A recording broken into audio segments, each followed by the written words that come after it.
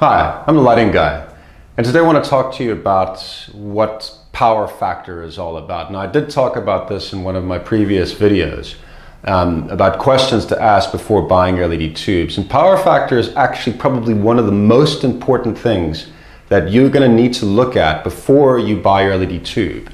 Now, I'm not going to get into all the technical aspects of this. If you look further down in this article, I'll explain that. But just for the purpose of this video, I just want to explain why having a high power factor on your LED tube makes a hell of a lot of sense.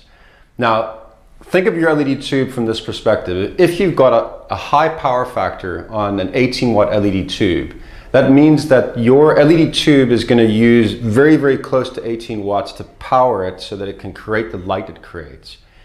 And that means that Eskom, that is supplying you with that power, is also only going to supply you with 18 watts of power, which means that you're actually going to realize your savings based on the fact that your power factor being so high is going to use the energy that it's supposed to use to create light.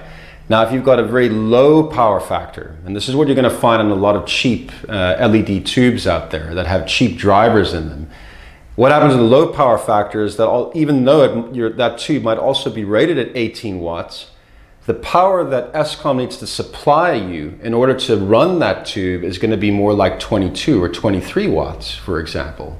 Now, Eskom doesn't care whether your tube says 18 watts. Eskom cares about the actual power that it is supplying you.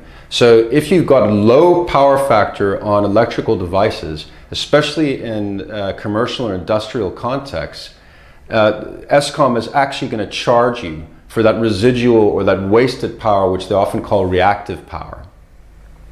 Now, what is an acceptable power factor? 0.9. Anything under that, you're going to get charged by Eskom. So think of it in terms of this. You're going to make an investment in LED tubes. Make an investment in something that's going to actually save you power. There's no point getting something that's got a low power factor that you're going to end up having to pay more money on electricity. It doesn't make any sense.